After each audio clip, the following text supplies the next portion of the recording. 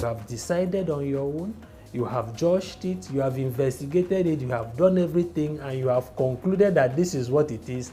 You go about executing whatever you have decided on your own, which in this instance is extrajudicial killing. In fact, put in a very simple term, is murder.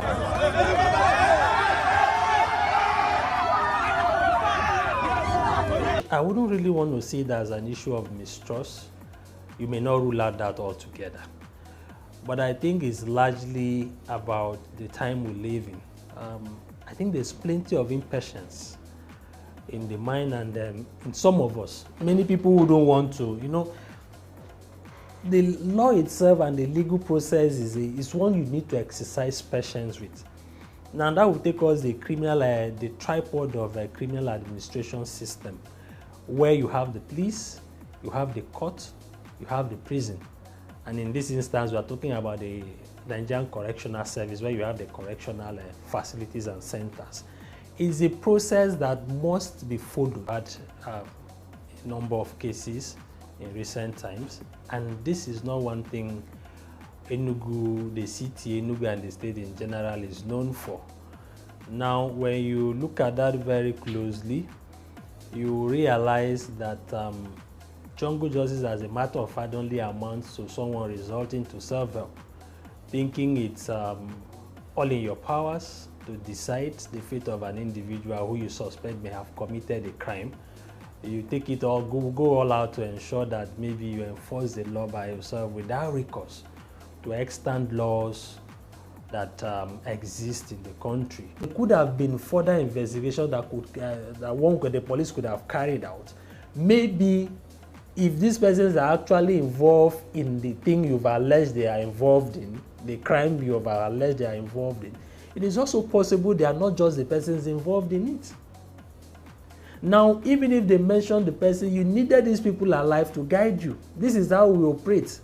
This is a number of persons involved in this thing. And the police that is investigating in this instance will be guided by this manner of information to go beyond the two persons that you have helped the police to arrest, to further investigate beyond and then bring others to book. By so doing, you further reduce whatsoever allegation, whatsoever crime you think they may have been committing. But you have taken two out of the way. What if they are 10? What if it's a syndicate or a gang of 10? What has happened to the other 8?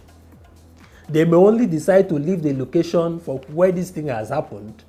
If they don't repent on their own, they may decide to leave there and continue the trade somewhere else. And then you realize that we are still running around the same kind of problem. You think you may have solved the problem, but you realize that you didn't even scratch the surface. You may end up escalating it because these people could go back, plan a new strategy the same way you think they may have been operating. They will change into something else. Justice is abhorred in all the law. The Constitution is a gram law. Is the overall law in the country. In fact, the right to life, which is the most inalienable right of the individual, even in the Constitution, you cannot take someone's life except in an event where there is an express court order warranting that such life should be taken, of which in this instance, like let's say these people were eventually arrested, handed over to the police, an investigation was conducted, and the judgment so passed or the sentence is such that their lives have to be taken. That is where it becomes such, that is only exception to that person enjoying that right. But on your own, you have decided, you have concluded, you decide to take that right. That means you first have even infringed the grand norm of the country, the Constitution. The law empowers you to arrest.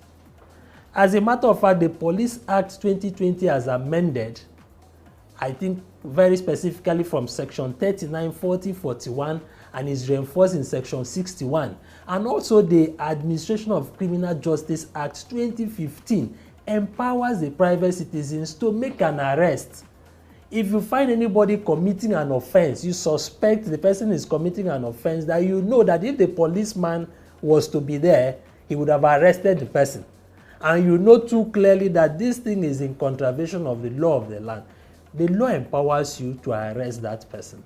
But the law says in event the police is not there, you've arrested, hand over the same person to the police. Like the instance we have, the police came there, you've done the needful, you suspected, you felt these people had done this.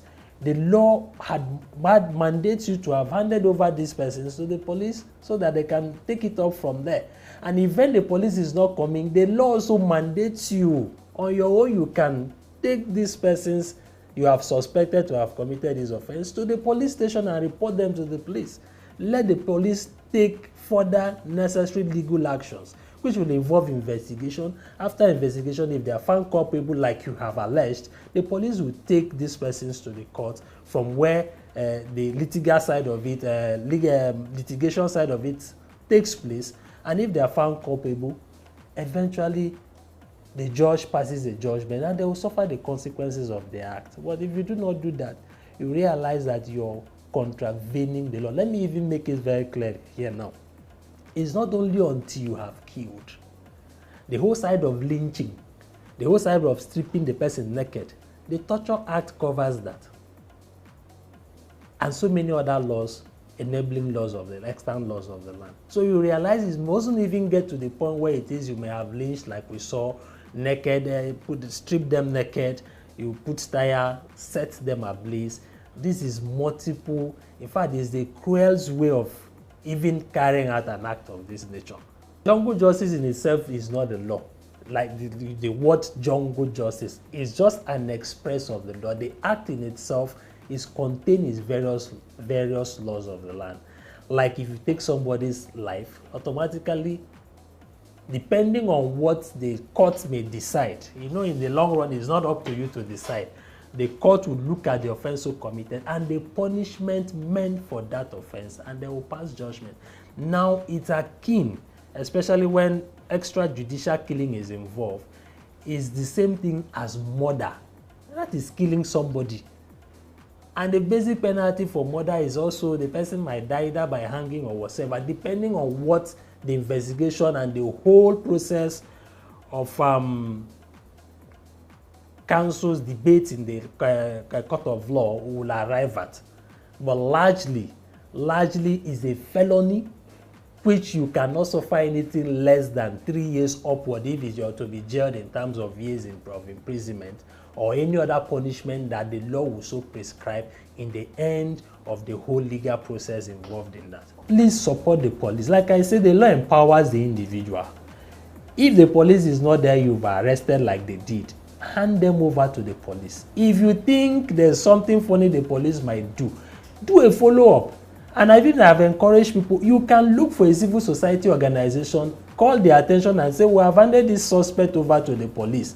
I may not be there all the time to be doing this. I know you have the capacity, you have the wherewithal to do a follow-up on this case and ensure that the police does the needful. Jungle justice is evil. You didn't create that life you're taking. You're not a judge by yourself. Don't resort to self-help. You could only end up killing an innocent person. In fact, another aspect people don't even know is that it is even possible the individual or few of the persons that will be involved in this act may be doing so to quickly close up another gap of what they may be doing. So because it's a mob action, you don't know who is who, an all-comer affair, everybody puts his hand and then this whole thing is done, and the next moment they could disperse. And once they disperse, you don't know if there's another criminal this person would have exposed that you have ended up killing. The person could have exposed it and the person is right there with you doing this thing. So we call on our people, please, we are not known for this. We can always work together to ensure that public security and safety in Enugu State is maximally maintained. We are not lawless people. Let's not tend towards lawlessness. By so doing, rest assured that we'll keep doing our utmost best to ensure that Enugu State remains one of the safest and one of the most secure states in the country.